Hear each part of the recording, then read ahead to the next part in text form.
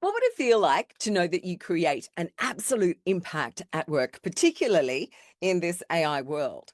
You see, the most successful leaders in any business are storytellers, oral storytellers.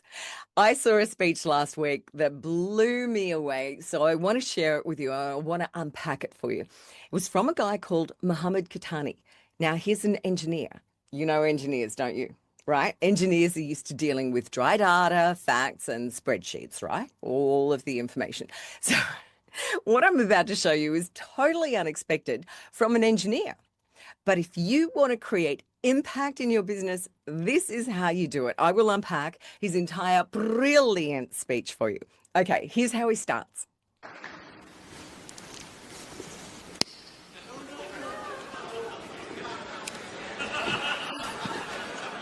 What? So what does he do there? He starts with a bit of shock and play. The cigarette moment. So what happens to the audience? Did you hear? They start to laugh, but it's more like an uncomfortable laugh. But most importantly, people lean forward. It's a moment that wakes everybody up. So what he's doing is he's breaking expectations with a little bit of humor. But primarily, he's getting attention. And attention always comes before meaning, always. Now, what does he do? Oh, you all think smoking kills? Let me tell you something. Do you know that the amount of people dying from diabetes are 3 times as many people dying from smoking? Yet if I pulled a Snicker bar, nobody will say anything.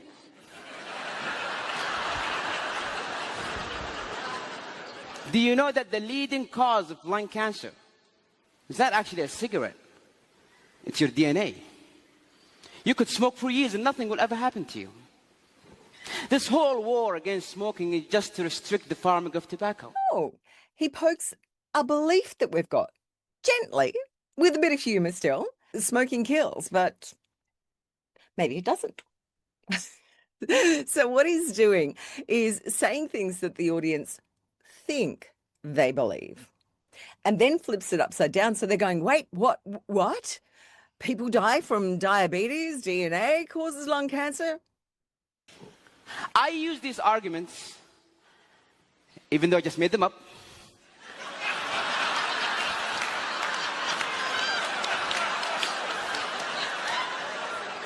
with a group of my friends. And the results, 5 of them believed what I said. 2 of them started smoking. He admits he lied. By doing that, do you think he gains trust from the audience? Yeah. I just made those arguments up, but instead of losing credibility, he actually gains it. So he turns the audience now into participants in his story. And this is genius because the audience now thinks, oh gosh, that could happen to me. So we'll continue. Words, when said and articulated in the right way, can change someone's mind. They can alter someone's belief. You have the power to bring someone from the slums of life and make a successful person out of them. Or destroy someone's happiness using only your words. Does that seem a bit too good to be true? A simple choice of word can make a difference between someone accepting or denying your message. You can have a very beautiful thing to say, but say it in the wrong words and phew, it's gone. Now he states what is his big idea. Words have power, and he is so correct. But what he does, he allows us to understand that words can change minds. Words can destroy happiness, and words can save lives. So words, so important. But that for him is the spine of the speech. What happens next? I have a son who's 4, and he had this bad habit of writing on the walls with crayons. And one evening I walked into his room and he's going at it, just writing and drawing and so on. And I said, hey.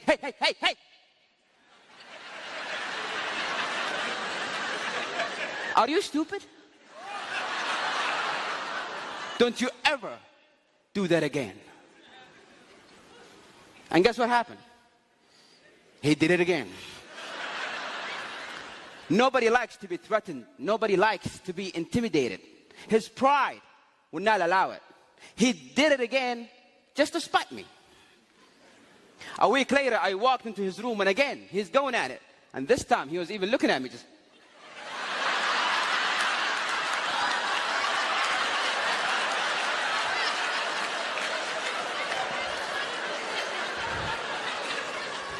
I came down and I said, sweetie, come here. Don't do that. You're a big boy now. And he never did it again. Because his pride wants him to be the big boy. Okay, cute, huh? He tells a very small, relatable story. Even if you don't have children, you can relate to that, can't you? The sun drawing on the wall. So that's his child being just a little bit naughty. So he's, again, using words. The words are, you're stupid. What's the result? Rebellion. You're a big boy. What's the result? Behavior change. Because people, and it doesn't matter what size you are, people protect their identity before they accept your message. So that's what you need to do, is change their identity, change the view of the outcome. Bad words versus good words. He shows that at work, threats, they certainly don't work. Bullying doesn't work. Oh, respect does. Intimidation, well, that backfires. This is non-defensive learning that we all got that message, right? Didn't we? Okay, so now he has a bit of fun. Have you ever wondered why nobody cares about global warming, even though it's a very serious issue? It could kill all of us. Because when you go home and you flip on the TV and you see a scientist trying to talk about global warming, it goes something like this.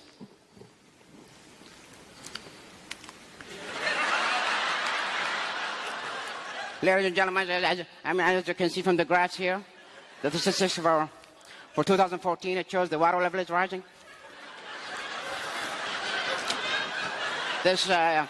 This table shows that the monodioxide level on the third ozone layer is in a very alarming position.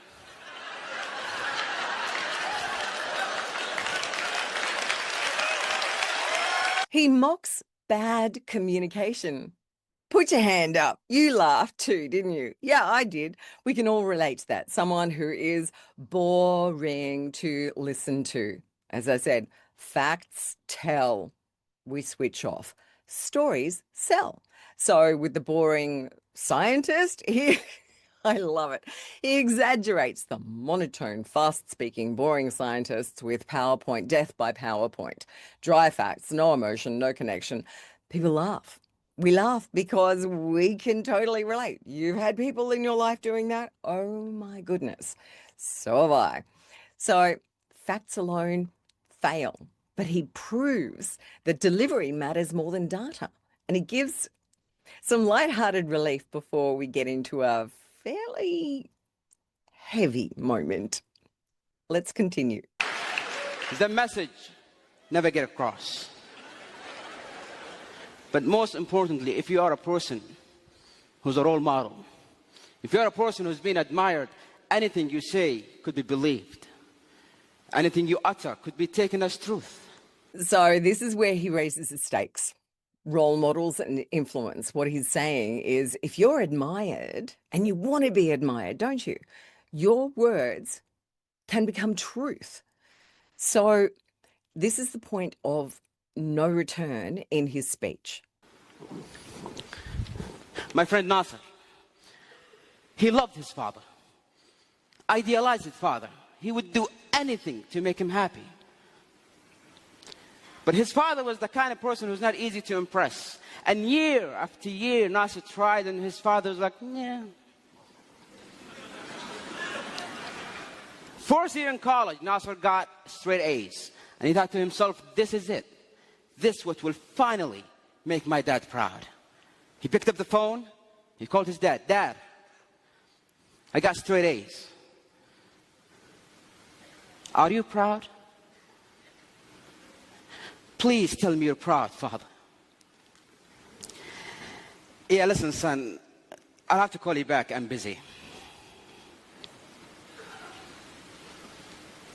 I'm busy was the single sentence that broke the camel's back. And he started drinking, doing drugs, hanging out with the wrong crowd. Nasser, why? Why are you throwing your life away? If the one person in the world that I care about the most doesn't care, then why should I? And one evening I got the phone call. Nasser's in the emergency room, drug overdose. I rushed to that hospital. I saw him on that bed, and I saw that machine go beep, beep, beep. And I saw doctors try to bring him back to life. Clear! Clear! Clear! It's clear that a single word could have saved this life. That's the deepest part. It's a big story. Father and son. He tells the story of love, rejection, addiction, and death, all caused by one sentence, all caused by words. It was the straw that broke the camel's back. One tiny push could knock over the biggest tower, and that's exactly what happened. This was the emotional peak of the story. You didn't need facts, did you? But the audience, they're invested. Words have power. Words are power. Words could be your power. You can change a life, inspire a nation, and make this world a beautiful place. Isn't that what we all wanted? Isn't that why we are all in this hall? Your mouth can spit venom, or it can mend a broken soul. Ladies and gentlemen, let that be our goal. The core truth. One word could have saved a life. One word. This is meaning in the making. And now he's returned to the beginning. The cigarette comes back out again and he crushes it. That is what you would call an open loop, now closed. It's finishing the story exactly what it started. And your brain likes to have open loops closed. So the brain goes, oh, right, yeah, now that makes sense. It is structural satisfaction, but it creates memory reinforcement. So the real reason this speech works, it's so good because it never lectures. It never demands you agree at all. It lets the audience realize themselves in the story. It moves from the head to the heart, to the identity and responsibility that we all carry. But most of all, it respects the audience intelligence. So yeah, the speech is all about words. It's all about how humans connect in this AI world, but how you can stand out. And the power of stories. He gave us 3, didn't he? So could you imagine having this kind of impact in your business? Imagine your colleagues retelling the story of how you united a diverse and opinionated group of experts towards a single goal. Imagine persuading your executive team to change their minds. You can't do it through argument, you can't do it through force, but you could do it through a narrative that inspires them. Imagine a workplace where everyone knows what the company's strategy is and what it feels like to be a part of it, to be fully invested in the story of your business. You see, storytelling is not a soft skill. It is actually good business. So reach out if you want to know how.